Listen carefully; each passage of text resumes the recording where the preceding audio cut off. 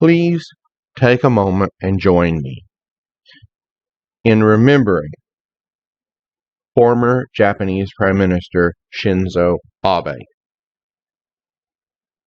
I would like to extend my condolences to the Emperor of Japan, to the survivors of former Prime Minister Abe and their families, and to the entire Japanese nation. Former Prime Minister Abe was a pivotal part of history.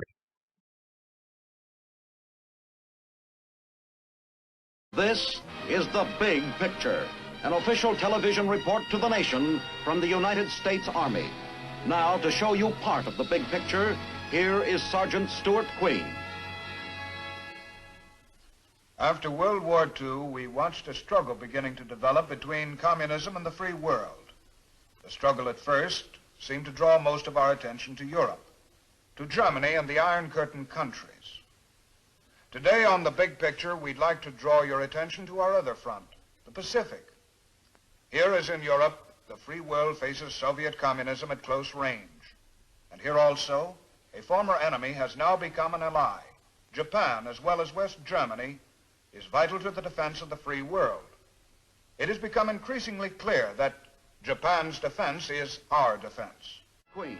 Japan is the key to the fate of the Far East.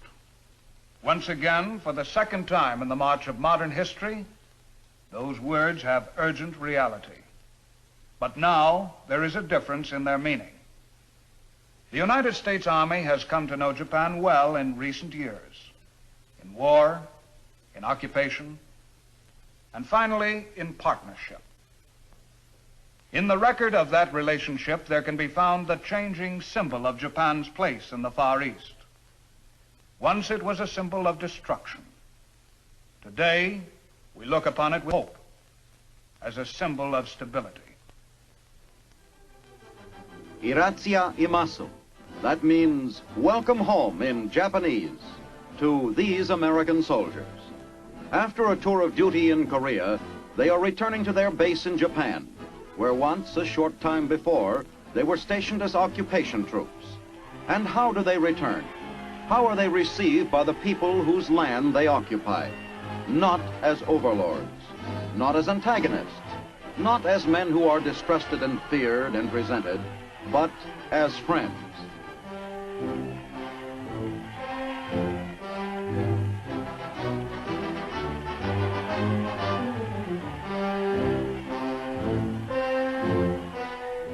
The military occupation of Japan is long since over now, but this is its proof. It was an occupation without precedent in the history of the Orient, and its results are likewise unparalleled. A strong, active friendship grows out of old enmities. A bond of mutual trust and goodwill ties together the people who once were the victors and those who were the vanquished.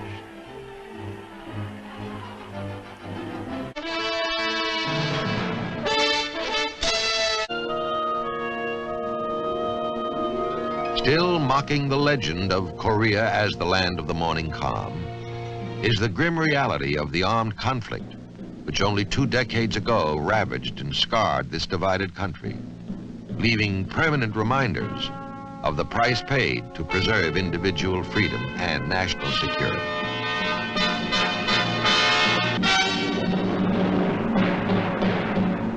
Here at Pusan in the United Nations Memorial Cemetery, more than 2,000 markers eternally symbolize the more than 94,000 United Nations soldiers, airmen, and sailors who paid the supreme price during 3 years of war. Since July 27, 1953, the guns in Korea have been mostly silent.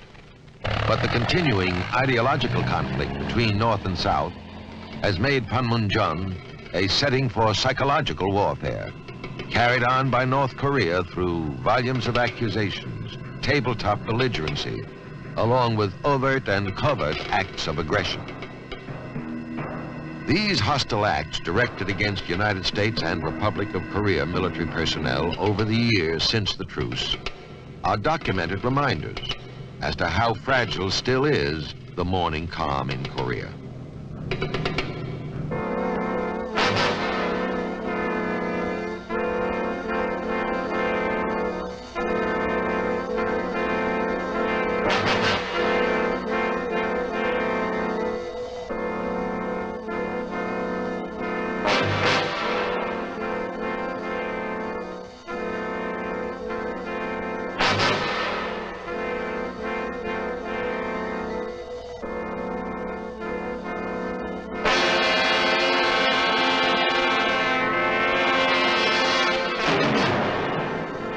The roots of North Korea's hostility and aggression have been deep.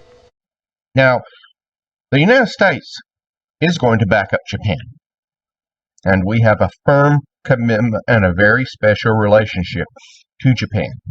However, as North Korea and China are becoming more aggressive, the Japanese begin to grasp the meaning of the term, of the saying, when seconds count, the police are only minutes away. Nowhere is this more demonstrated than new Japanese aircraft carriers. Now, technically, these are helicopter destroyers, but they look like aircraft carriers. And with new vertical takeoff and landing aircraft, fifth generation fighter aircraft, they function primarily as aircraft carriers. Former Prime Minister Abe belongs to the ages. He was gathered to his people. We all hope he is in a better place. But this event should not be considered merely the loss of a great man. This event has far more below the surface.